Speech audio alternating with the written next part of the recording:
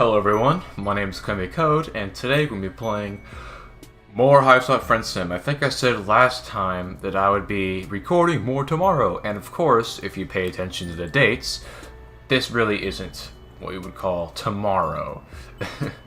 But anyway, without further ado, with no delay, I think we should try out the next volume, since we completed volume 3 last time. And we went to the 4th one, and eventually 5, and then 6, and then 7, and then 8, and then 9's coming soon. So, let's just go along with volume 4. Fresh from your most recent bouts of gracious bodily injury and touching scenes of camaraderie, words that I don't know. This is already proven to be a lot of fun. You soldier on. You've had a few setbacks, made a couple silly choices. Boy, do things just keep happening. But let nobody say that you, the main character, are incapable of growth and change. You have made sure not to be caught in the wilderness near dawn again. You have made your way back to civilization. You can't wait to discover what new adventures await you. Adventures like friendship, my favorite adventure. So, we have 2 characters to pick from. We better learn how to pronounce their names now. There's Tagora, Gorjek. And, okay, I hope that's how I pronounce it. And Vikaritite? Yes. 2 pretty rad dudes. I want to go with Tagora first, though, because we've been having this trend of going in things in chronological order, so there's no reason to break it now. You wander down a street in a not too demolished looking part of town, but you don't really take much of it in. You're not looking where you're going. This is an elementary mistake, especially on a planet where everything that exists seems to be a spectrum of engineered specifically for murder to could be a weapon in a pinch, but you've got a lot on your mind. And now, as a car, these guys probably have some ridiculous word for it, but haven't learned it. You hadn't noticed slams into you, sending you flipping head over feet. You add a few new concerns to your list, your bones and organs. So this is a great way to start. We have an excruciating amount of pain to add on to the other sorts of pain that we had when we crash landed onto this not so wonderful planet named Alternia. The sound of the driver yelling, "Watch where you're going, lumsquirt sugar," fades as they drive away, and you assess your situation. You stretch each limb in turn, which, you've got to say, doesn't feel great. You've landed in a bush which is covered in sharp spines. Your arms and legs also work, though, and when you do an experimental cough, no blood comes out. Pretty lucky, you think. Maybe redefine what lucky means by this point in your journey, but you'll take what you can get. You don't figure that luck will extend to the driver turning around to help you out in this bush. Your gaze is meeting and sparking an immediate intense connection that leads to a beautiful lifelong friendship, but you're letting yourself hope. After a few minutes of struggle, the answer to your camaraderie daydreams comes into focus above you, a figure outlined by the spiny leaves of your plant prison in the glow of the moons. The troll you see isn't the driver of the car, but you don't care. Your heart is beating wildly with your continued lucky streak. Ooh, there's a weird top thing up there. Hello. You seem to have fallen victim to a collide and scamper with that scuttlebuggy back there. So the cars are called scuttlebuggies, I think. Or some kind of slur, perhaps. Plus 50 introductory fee. What? Okay. Have you contacted your personal legislator? If not, I'd like to offer my services. Oh boy. My name's Tagora Gorjek, but please call me Gorgor. I'm here for you, for a nominal fee, of course. He pulls a business card from a sleek teal vest and offers to you with a precise flick of the wrist. His claw beds are perfect. Try again to sit up, buoyed by his offer for assistance. He's some type of doctor, maybe? Or lawyer? Definitely a lawyer, I think. There's already a lot of things with money up there, I think. Doesn't matter really, because he said he was here for you. Those words go right ahead and burn themselves into the softest chamber of your heart. You start telling him your plight thus far, reaching out through the brambles towards this beacon of hope. This guy seems trustworthy, and that's not just your lack of options talking, you swear. I don't think he's very trustworthy in my eyes, but as you shift, the moonlight shines on you. He steps back briefly, dropping the card. The one eye that's not covered by a swoop of product-infused hair opens wide. He recovers, smoothing his hands down his chest and straightening up, clearing his throat as you continue to explain. You're what? Oh yes, an alien. I knew that. I've done work with aliens before, so the situation shouldn't be an issue at all. Holy shit, plus 200. Everyone deserves an equal opportunity to be represented by me. In fact, we may be able to use this in our favor for a larger cash settlement. It all depends on our angle. Here, try moving your chug column. What's this quirk down there? It's like a... it looks like a thing you would like put your name into, I guess. Like a contract. Not sure why this is necessary, but you wiggle your torso, hoping that's right. You've never wanted anything more in your meager existence than to follow a specific directive perfectly. No, not that. A little hip jiggle. Not so much that he might think it's come on, but not to say, hey, I'm friendly, I know what the fuck I'm doing. No, you're the thing that holds up your think pan. Work with me. Continue what you hope is part of a troll friendship ritual, shimmying various parts of your anatomy deeper into the bush until you get to your neck, and he clasps his hands together. There we go. That one hurt, didn't it? Definitely a case of calm and snap, which can get us the decently hefty restitution. Your neck feels fine, or it doesn't hurt any more than the rest of you, but you give him what you hope is a convincingly painful nod of agreement. Of course, you will need to front the initial registration of costs. We may also have to injure you further to ensure our case is convincing. Oh man, it sounds incredible. I love the sound of that. But you've got to break a few cluck beast embryos to make a grublet, as you all know. Plus 500, okay. Yes, I think we may make a mutually beneficial team if you're willing to do what it takes to bring about the justice you deserve. So, what do you say? How would you like me to help you? How would you like to help me help you? He's talking really fast. I'm not sure exactly what to think about your lack of funds or the idea of breaking any more bones. But that smile is sharp and shiny and pointed right at you. You want more of it. Alright, saving time. We are on the... No, I do not want to. No? Oh, it's like... It's a bit... sensitive. Okay, so we're on page... Okay, I guess we save there. Unlike tradition. Damn. For some reason, it's very sensitive. Like, it can... Like, I can just be on 4... Then... It just selects up there. It's a little weird. But, anyway. So we got page 2 down on our saves list. Now we have... You know what, fuck it. Let's just... Yes, perfect. Bravo. And then we'll replace these as we go along. You can finish save file, save page 3. So we have two options. Ask him if he does pro bono work.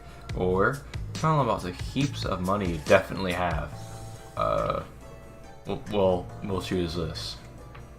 You mentioned how incredibly loaded you are, and how core to your sense of values it is to pay well for good work. That's what we call good business. Now, get above that prickle front and let's get you presentable. He watches you flail a few times before he sighs, unbuttons his sleeves, and rolls them up to his elbows. Each fold is crisp and even. It takes a while, but you are good at being patient. There was a 12% cost increase for instances of manual labor. It'll all be explained in your bill. It's itemized. If you're an alien of means such as yourself, will be able to handle it. Well, I mean, we're at 1,040 of that now, I guess. Currency. No, 1,050. You take his hand and he pulls you up and out of the bush. It's kind of a rough job. He's not as strong as he looks, you guess. He glares at you like he is daring you to say shit about it, and you are a quick learner. He cuts you off mid-thank you. My office isn't far from here. We can go there to get things started. And by things, I absolutely mean get you clean and sign a lot of vaguely worded yet strangely binding documents. He walks with a purpose. You shake off the flora, stuck in your various body parts, and do your best to catch up.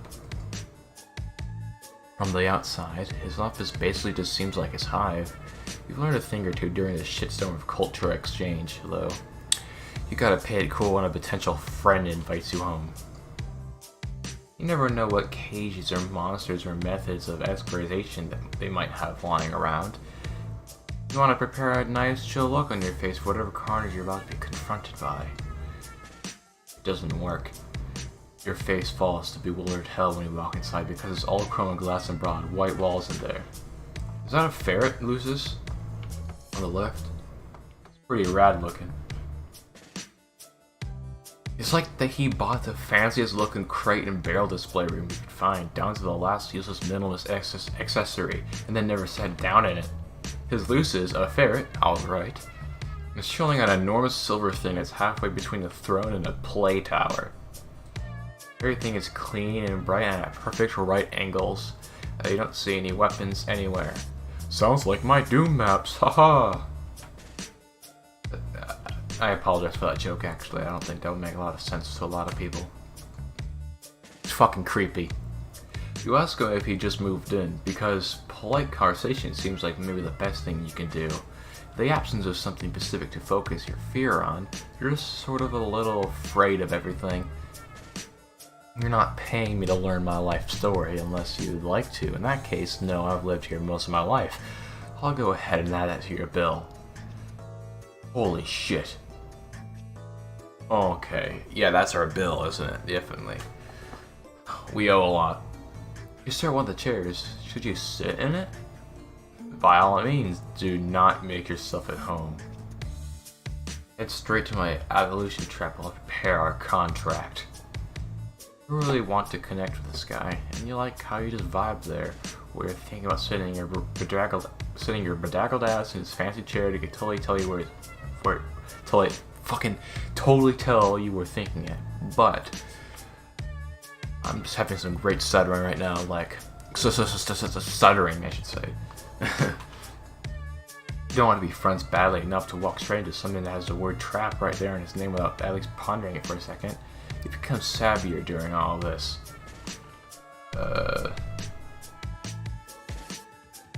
Let's do this. We're saving. Yes. Let's take a goddamn bath. We're more than a little concerned with the trap part of the instructions you've just received, but hey, at least a trap you know about is better than the one you don't.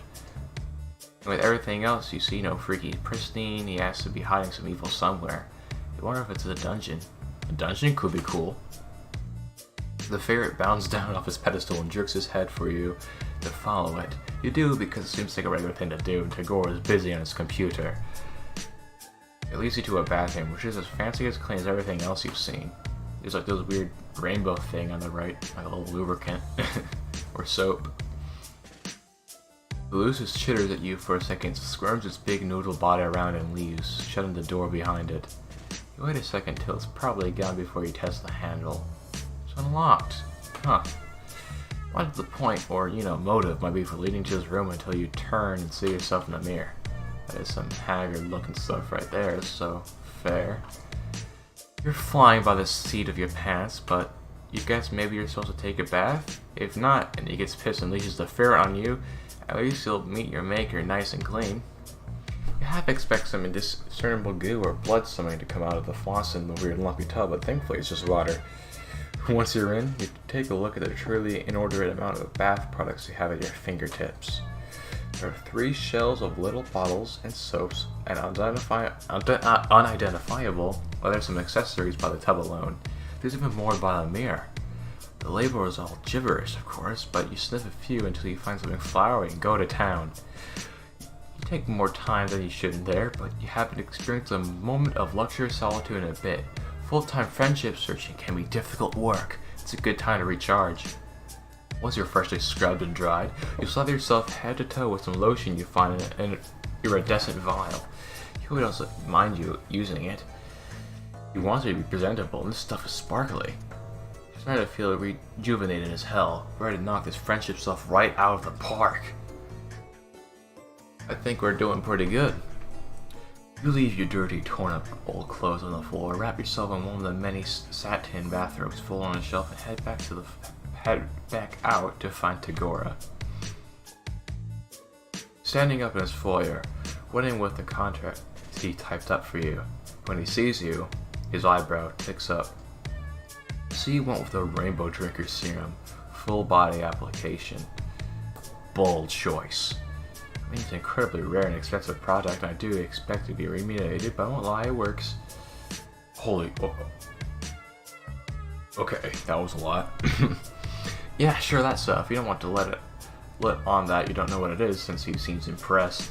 Instead, you give his ego a little stroke and tell him that you had seen such a sumptuous array of self-care countermeasures in so long you couldn't help yourself.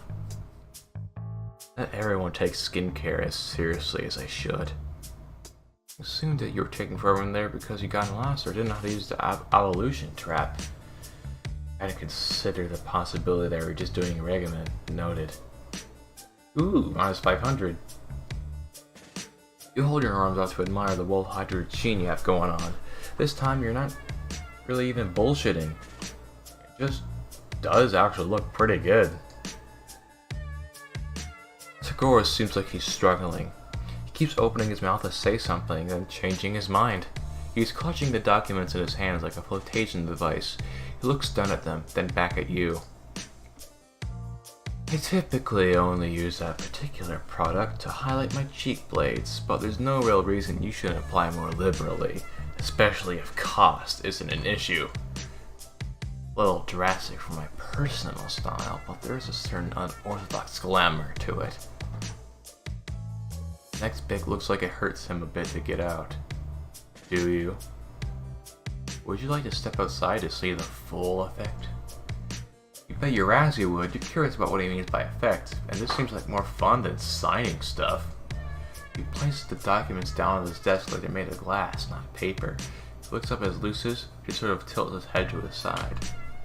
You look away and give them privacy to do whatever eyeball communication is going on. After a bit, Tagora clears his throat, like this, and heads toward the door. You don't comment on the bluish flush in his cheeks. For all the shift in his demeanor, he still seems like he might kick you on your ass if you try to get too feelingsy with him. Start to glow as soon as you step out into this dark front yard. Not a light bulb kind of way, but a subtle, ethereal luminescence. What is this stuff? Now that is a look. I mean, there's all the unfortunate issue of your hornlessness and an overall appearance, and the fact that you're still wearing my avalanche robe.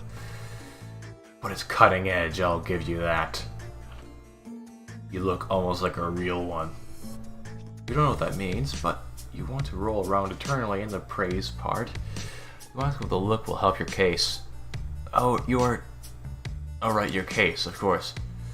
He bites his lip and looks back out the window at the papers sitting on the desk where he left them. I hope he still wants to represent you, or at least that he wants to hang out even if he wasn't going to. You don't get a chance at a prod though, because right then someone rounds the corner on the sidewalk in front of his hive. Tagora's face immediately shudders into his usual simpering mask. There's an edge of panic on his eye though. Huh. Wow, Korjak, what do I have here? It's a blue-themed troll, which, you remember right, means he's a fancier guy than Tagora. He's grinning like Troll Christmas came early. You can feel Tagora vibrating up his skin next to you. Who even is this guy? When he gets close enough to get a good look at you, he jumps and screeches, "What the bowl's boiling, fuck?" Tagora is frozen, the corner of his mouth pulled back to show his teeth. The new guy is ignoring him in favor of noticing that you're dressed in Tagora's monogrammed leisure wear, if his look of fascinated horror is anything to go by. You don't really know what makes you do it. You wait for Tagora to get himself together and do the talking, but you're riding to the high of Him almost seemed like he was enjoying your company. Plus, nothing boosts confidence like looking like a beautiful, spooky angel. So you toss your head, put on your best fancy guy voice and say, "Ooh, we need to get a fancy guy voice. He sounds really stuck up, maybe French, like a... How would we do a rich voice? Fancy. What? Never seen a real one before?" You're placing all of your chips on this guy knowing something you don't. But when his eyes get huge and he starts stumbling over himself the back way down the sidewalk, you know it's paid off. Tagora blinks and then jumps right in, picking up directly where you left off. Surely someone as well informed as yourself knows a rainbow drinker when he sees one. The blue guy doesn't respond with anything more than coherent than a string of yelps as he hightails it back the way he came. When he's gone, you turn to Tagora and ask him super casually what a rainbow drinker is. He stares at you in a stunned silence. Are you telling me you didn't know? You nod. And that you ran with it anyway, exploiting the fear you picked up on to return the tide of a delicate encounter to your favor? You shrug, you guess so. You tell Tagora you hope his friend wasn't too freaked out. Friend, no, I hate that guy. There's simply times when being liked by your betters is helpful. Though technically fearing me is just as good. Better, maybe. So, you know. Thank you. Tagora's laugh is soft. It's not a sound you expected to hear. He's happy because of something you did. You can't help it, you start laughing too. That was a bit of a rush, wasn't it? It was almost fun? Certainly didn't see it coming anyway. I underestimated you. Gives you an appraising look, then takes a deep breath. You're so nervous all of a sudden, you feel unbalanced on the precipice of what he might be about to say. From one prefecture to another, I'll let you in on something. I haven't actually encountered an alien before. Oh, sweet relief. You tell that his act was airtight, and as long as everyone's doing the true thing, you admit you lied a bit too. You aren't actually rich. Yes, that's clear now. You have the invaluable ability to fake it though. That's potentially much better. Why don't we put your case on hold for the time being? You wouldn't have enjoyed the outcome of our legal system anyway. Yes, with, alternative politics sounds like a very fun topic to talk about. We could find an alternate means of you working off your debt. I think we may make a better team than I previously anticipated. Our wits combined, we can tackle bigger and better things than traffic injuries. He flexes his hand at his side, and in one swift and decisive movement, he extends it out to you. On his face is something close to an honest-to-God, real-ass smile. I've never actually formed a legitimate partnership of any sort before, but I believe this is how it's done. What do you say? 5% friendship discount. There we go. The glow in your heart shines brighter than any expensive and still kind of mysterious lotion. Take his hand in your firm, no-nonsense grasp of pure and inexorable joy and shake it. Wow. We did it. Just sign here for friendship.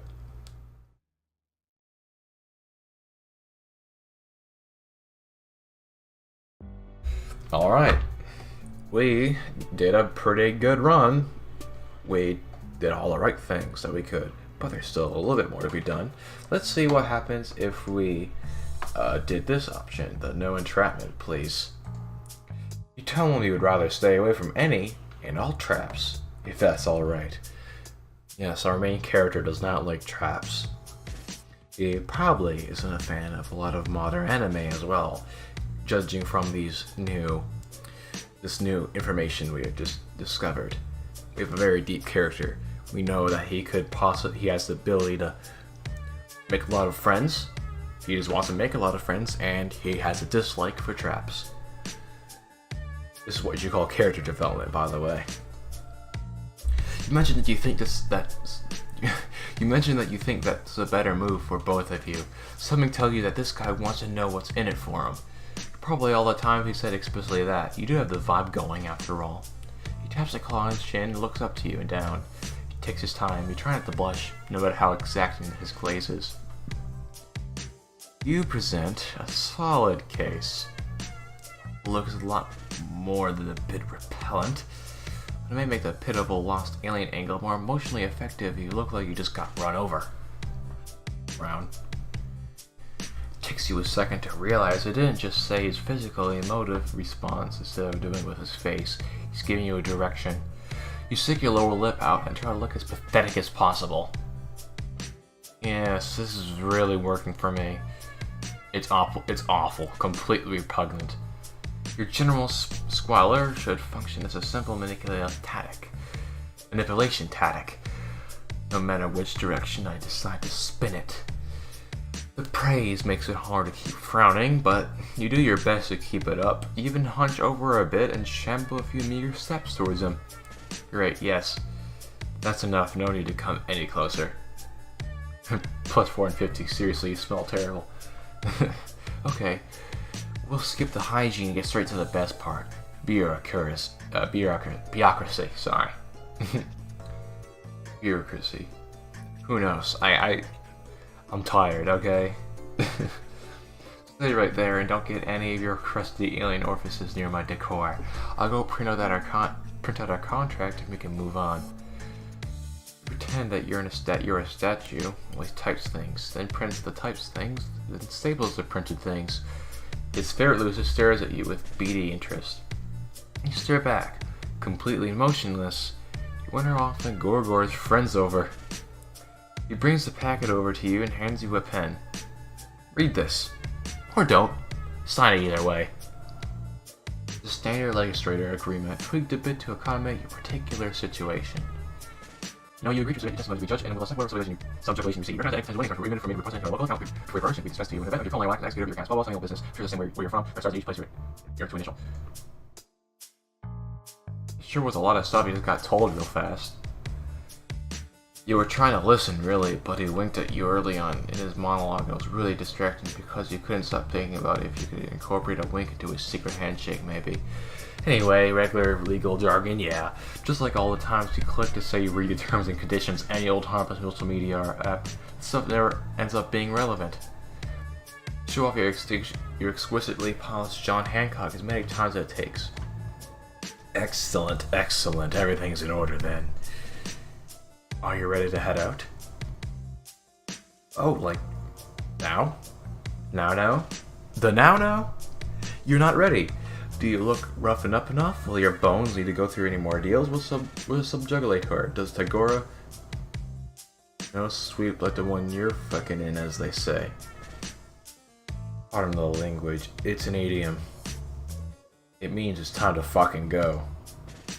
Let's watch the fucking language. Okay. You follow him out about as apprehensively as you follow him in. And I skipped that text. I'm a fucking moron. It sure is great that there is a feature in this video game that allows us to go to a previous line of dialogue because, you know, that's pretty cool because we could be able to read this important line of text. As you retrace the path you took not so long ago, it occurs to you to wonder whether this glorious feat of justice is going to take place and, like, if anyone's going to disappoint the asshole that hit you. Even a thing here, you skip up to match Tagora's pace and ask. Right? Okay. There is no real need for you to worry about that. It's for me to deal with. I saw the perpetrator, of course. If it seems prudent to pin the crime on them when the time comes, I'll have more than enough credible evidence to condemn them. Their blood cast should be sufficient. But if it seems worth it to call their dented scuttlebuggy, I can certainly do that as well. Of course, that's not the only way we could spin this. It may not necessarily to involve them at all. Don't bother worrying about that either. We definitely still worry about that, but you nod and keep walking like you're not bothered. You want to match his level of easy confidence. It's almost comforting to be around it now that you have spent some time with him. It's simple. You're still basking in the ease of being told what to do when the whole vibe thing flips over on its ass so fast you feel it like ice down your back. You look at Tagora first. He stopped walking, and his posture somehow gets straighter. Even his cute little ponytail thing looks more alert. I didn't even notice that. Staring at the approach of another troll, a blue guy. You know that means high blood, but not much else about what that entails, aside from that you're picking up from the full hair-on-head cat reaction from old Gorgor next to you. Pleasant evening, sir. His voice somehow gets sweeter and more professional at the same time. You recognize what he's feeling because you felt it on yourself the whole time you've been on this godforsaken planet. A deep, all-consuming thirst for approval. He's gunning hard for business boy friendship. The high blood, however, is not. At first you think he might be chill because his small is huge, and hell if you don't love getting smiled upon. You have to introduce yourself until Tagora shoots you a be cool look. It's then that you'll learn this guy's smile is not the nice kind. What's this? He asked. Gorgor picked up a little friend. It's not. You have a working relationship. You try not to let his dismissal of your friendship sting. You're not there yet, it's okay. You want to be helpful, so you put on your best injured face and start hobbling in a circle, twisting your neck at the most grotesque angle you can imagine without actually hurting yourself. You groan pitifully about all your bones. Oh right, your booming drone pursuit business. This client you have here looks extra shitty. Good luck getting anything good for whatever this mutant is that you scraped up from the gristle grate. If you take a moment to consider the potential. The blue guy rolls his eyes and keeps walking, elbowing his way between the two of you on his way past like you're nothing. Tagora freezes. His eyes just stay fixed ahead of him, where the blue guy was just standing. It's like he hasn't perceived the movement yet, even though he got knocked back a few steps in his wake. He starts shaking. Yikes, that was tense. You want to say something reassuring to Tagora, but he's kind of ascended to another plane of existence. Maybe a nice reassuring pat on the shoulder will help diffuse the mood. You put a ginger hand in the mere vicinity of his body and whirls to face you, eyes narrow and breathing heavy. You snatch your hand back fast. Mistake. You. Do you have any idea how rare that networking opportunity was? Do you realize what you... No, of course you don't. You don't know anything. You're just a weird little hornless thing who doesn't even know how to cross the fucking street. Return to swear jar.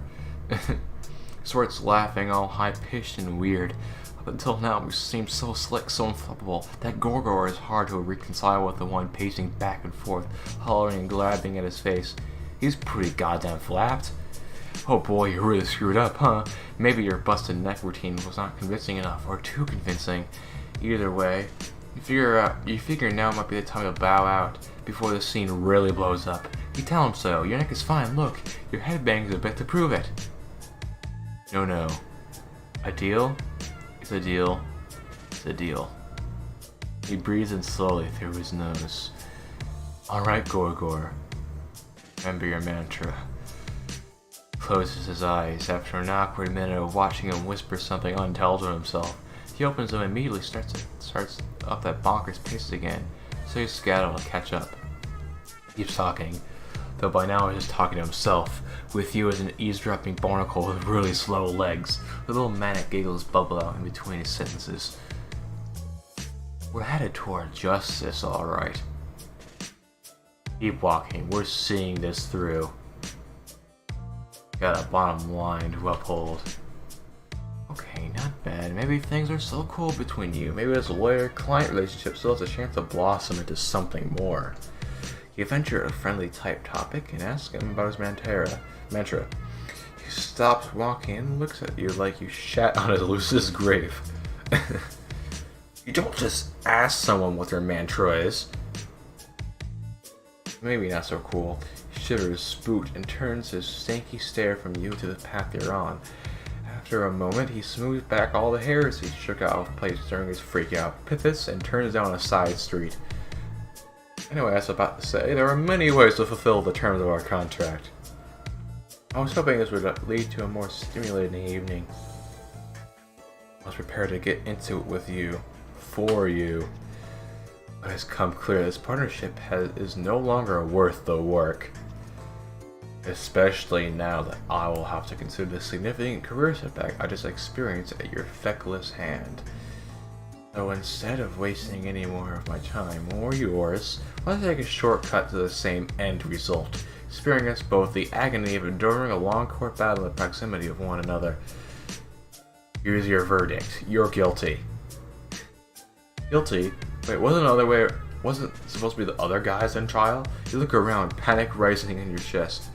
Oh, don't tell me. You don't know how the legal system works either. Unsurprising and uninteresting. Oh, this is bad. You've been so caught up in watching him talk that you didn't even notice him guiding you straight to the shittier part of town. You know, the part that's all half demolished, hives and creepy noises and drones flying around? Drones like the ones that turns to notice you when Tagora whistles, snaps his fingers, and points right at your head. Hey, big guy. Over here. One extremely malformed and unviable troll. Just the way you like it.